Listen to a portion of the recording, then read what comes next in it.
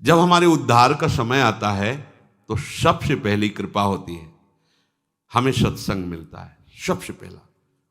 जैसे कोई भी व्यक्ति मिला और आपको भगवत चर्चा की बात सुना दी, ए देखो ये वीडियो देखो, एक कथा सुनो, देखो ये देखो, ये इसको सुनो तो आप, और आपकी रुचि बढ़ी सत्संग, ये सबसे पहली कृपा। जिसके उद्धार का समय आ जाता है उसके क्या लक्षण होते हैं?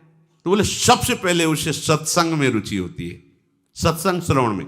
साधुओं में श्रद्धा की बात नहीं कही गई, सत्संग में, भगवद वार्ता में उसकी रुचि होती है। अच्छा, सुनने लगा, सुनने की थोड़ी सी रुचि हुई, अब उस रुचि ने क्या किया, दूसरा सोपान, अब उसको लगता है कि मुझे भगवान की शरण में होकर भजन करना चाहिए। उसके अंदर प्रभु में अपनापन करने की, समर्पण होने की वृत्ति उदय होती है। बढ़िया क्रम है। सबसे पहले जिसका उद्धार होना होता है तो उसको सत्संग मिलता है, किसी भी व्यक्ति के द्वारा। ऐसा नहीं कि वो साधु के द्वारा ही, किसी पुस्तिका के द्वारा, किसी ग्रंथ के द्वारा, किसी प्रवचन के द्वारा, उसको किसी संत पर श्रद्धा की बात नहीं की जा रही, वो भगवत चर्चा श्रवण की, कोई कथावाचक, कोई रासाचार्य, किसी से भी उसे भगवत संबंधी वार्ता सुनने को मिली, आकर्षण उसका हुआ। अब उसके दूसरी बात, उसके हृदय में प्रभु के प्रति समर्पण होने की भावना जागृत होती है। मैं भी शरणागत होकर भगवान का भजन करूंगा। अब उसके द्वारा हृदय में तीर्थाटन करने की भावना जागृत हुई।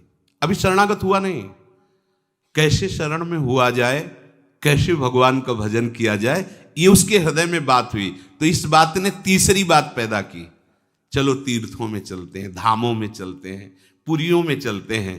वहां चलने से भगवान के जो संत जन है, भक्त जन है, उनका दर्शन होगा। तब उनसे पूछेंगे कि भगवान की शरणागति कैसे होती है, भजन हम कैसे करें। तो वो तीर्थ याटन करता है। तीर्थ याटन से उसके हृदय में पवित्रता आती है। तब उस पवित्रता से वो महत् सेवयम, साधु महात्माओं की सेवा करने का भाव उसके जागृत होता है। संतों को वस्त्र दे दें, भोजन, कुछ किसी भी तरह उनकी सेवा करें, संतों से प्रियता होने लगती है। संत सेवा का उसके हृदय में श्यान महत् सेवयाहा, महत् सेवा यही सबसे बड़ी सेवा। भगवत प्रेमी महात्माओं की यदि सेवा मिल जाए, ये महत् सेवा कही जाती है। महापुरुषों की सेवा करने का चाव प्रकट, कैसे हमारे तन से, हमारे मन से किसी भी तरह कोई सेवा इनकी बन जाए, अब महत् सेवा बनती है उससे। संतों के पास जाकर उनके सामने शांत बैठ जाना, उनकी बात सुनना, यह भी सेवा है। उनकी आज्ञा पालन करना, यह सबसे बड़ी सेवा है। अगर आप शांत बैठ गए, किसी को विक्षेप नहीं पहुंचाते, उनकी बात सुन रहे, ये सेवा बन रही। मतलब एक आदमी वो दंडता करे, अभी सबके आनंद में विघ्न पड़ जाएगा। संतों के पास सबसे पहली सेवा है, आप शांत, गंभीर, हलचल रहित, उनके अनुकूल, फिर उनके वचनों को श्रद्धापूर्वक श्रवण करके, मनन करके अपने जीवन में उतारने की बात आती।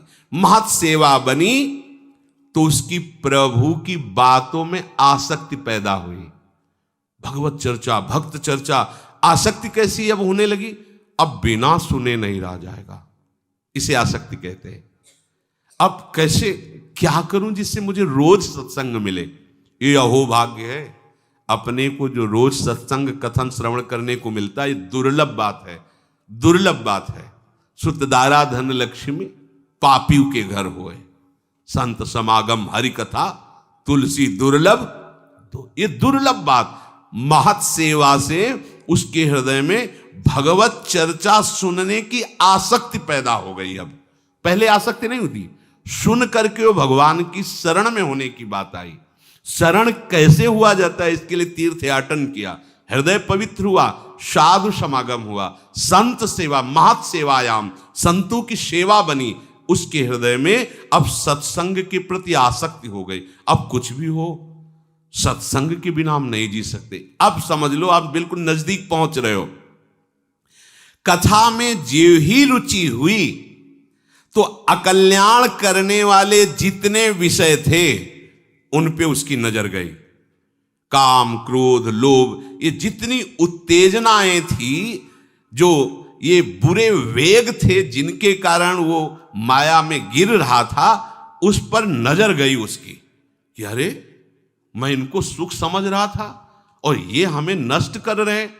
अब उनके वो हर सलाह को काटने की बात उसके मन में आई। जो काम क्रोध की सलाह से वो भ्रष्ट हो रहा था, सत्संग में उसको ये विवेक प्राप्त हुआ और अब वो शासन करने लगा। उन विकारों को असह्य नहीं हो जाना, ये उनको नष्ट करने का उपाय है। अब सहा नहीं जा रहा, व्याकुलता हो जाना, ऐसा हम लोग नहीं कर पाते। हम लोग बहुत छुपा के अपने हृदय में उनको रखते हैं, तो इसीलिए वो बने हुए हैं। जिस दिन आप व्याकुल हो गए, अरे ये दुष्ट मुझे कितना नष्ट, भयभीत हो जाएगा वो। सच्ची मानिए, तुम इतने बल से बलवान हो कि तुम्हें काम परास्त कर दे, ऐसा नहीं हो सकता।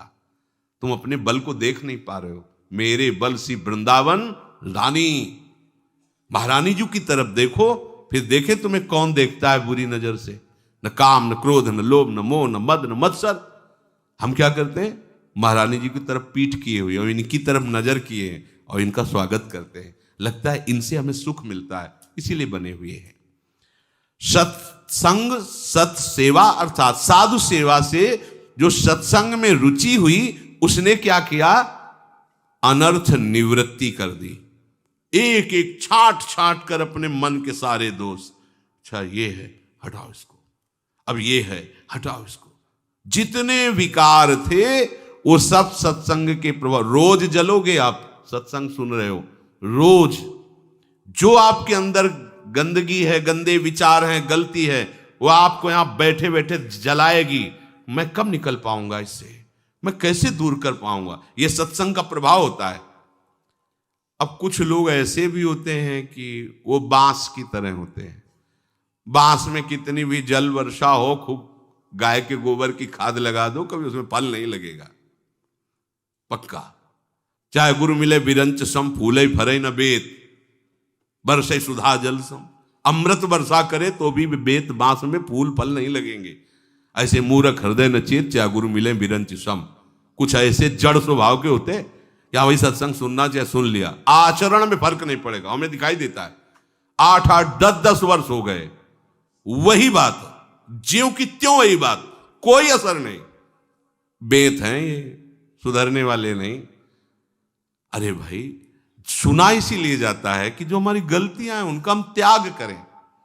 तो जो जिसका अब आखिरी जन्म है, ये जो क्रम आपको बता रहे हैं, पहले भगवद वार्ता सुनी, प्रभु के शरणागत होने का भाव आया, इसलिए तीर्थयाटन धाम यात्राएं शुरू की, संत समागम हुआ, संत सेवा बनी, हृदय में प्रभु के प्रति आसक्ति हुई, उनकी चर्चा सुनने की, सत्संग का प्रभाव छाया। जितने अंदर गंदगी विकार थे सबको त्यागने का धीरे धीरे निश्चय किया, उनका त्याग किया, अर्थात अनर्थ निवृत्ति हुई।